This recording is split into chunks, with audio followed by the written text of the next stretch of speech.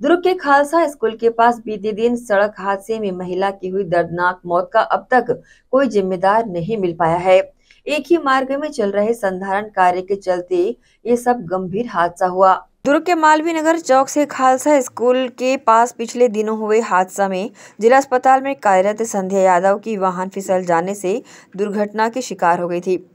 आपको बताना चाहेंगे कि मृतक संध्या यादव अस्पताल से स्वेटर पहनने के नाम पर घर जा रही थी, जहां मालवीय नगर चौक से आरटीओ कार्यालय तक चल रहे संधारण कार्य की चपेट में आने से उसकी गाड़ी फिसल गई और पीछे से आ रहे किसी अज्ञात वाहन ने उसे रौंदते हुए फरार भी हो गया, जिसके चलते संध्या यादव की अस्पताल ले जाते समय मौत हो गई थी।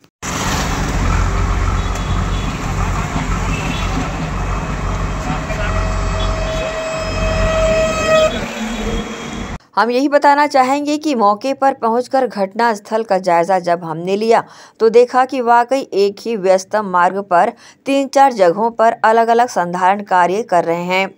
वह देखने से ऐसा लगा कि घटना के बाद जागा हुआ कार्य किया जा रहा है। सड़क के एक किनारे नाली निर्माण के चलते पड़ा मलबा तो दूसरे किनारे पाइपलाइन लीकेज का संधारण कार्य चल रहा था और इसी पाइपलाइन लीकेज से बहने वाले पानी से चिकनी मिट्टी के चलते गाड़ी फिसली और ये हादसा हो गया।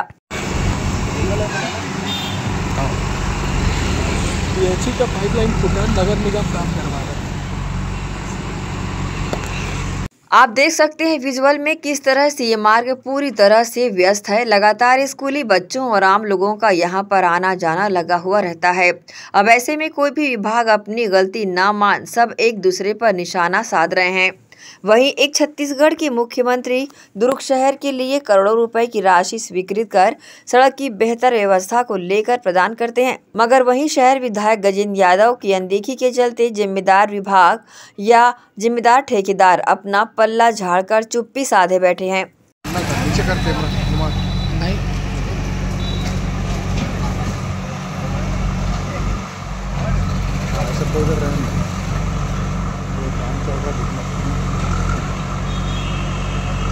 आपको फिर बताना चाहेंगे कि सड़क हादसे में मृत्यु हुई संध्या यादव का एक छोटा बच्चा है और हादसे के बाद मृतक के परिवार की खैर खबर लेने वाला कोई भी नहीं। अब ऐसे में देखना होगा कि जिला प्रशासन इस दिशा में मृतक परिवार के हित को लेकर कैसा और कब कदम उठाता है। इस संबंध में आप नेता ने अपनी प्रतिक्रिया दी है। जिला प्रशासन की घोर लापरवाही है। आप चारों तरफ देखिए, उधर गड्ढे खुदे हुए हैं, पीछे गड्ढे खुदे हुए हैं और उसकी वजह से ये घटना हुई और उस महिला को अपनी जान से हाथ धोना पड़ा। ऐसे बताया जाता है कि विकास कार्य हो रहा है, लेकिन गड्ढों को खोद करके रख दो और जब तक किसी की बलि नहीं चढ़ती तब तक प्रशासन होश में नहीं आता है। और जो भी सरकार से पैसे इशू होते हैं कि भाई सड़कें बनाने के लिए, आप धरातल पे देखिए क्या है। पैसे तो आए लेकिन खर्च कहाँ हुए।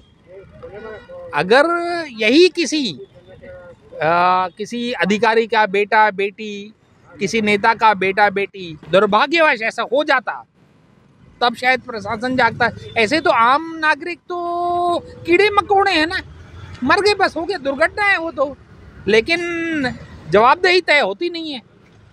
ये बहुत बड़ी दुर्भाग्यजनक बात है। आप यहाँ पे देखोगे 3 डिपार्टमेंट वर्किंग में हैं। पहला पीएचई, दूसरा पीडब्ल्यूडी, तीसरा निगम। अब ना जब आप इसकी जवाबदेही तय करोगे ना तो पीडब्ल्यूडी निगम पे डालेगा, निगम पीएचई पे डालेगा और कोई भी जवाबदेही लेने को तैयार नहीं। और जो कार्य दिख रहा है वो तो एक्सीडेंट तो होना ही है।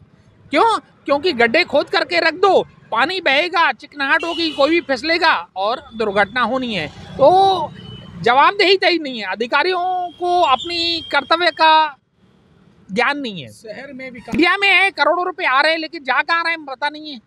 इसका कोई वो नहीं है। अगर करोड़ों रुपए आ रहे हैं तो फिर ये गड्ढे क्यों खोद रहे हैं?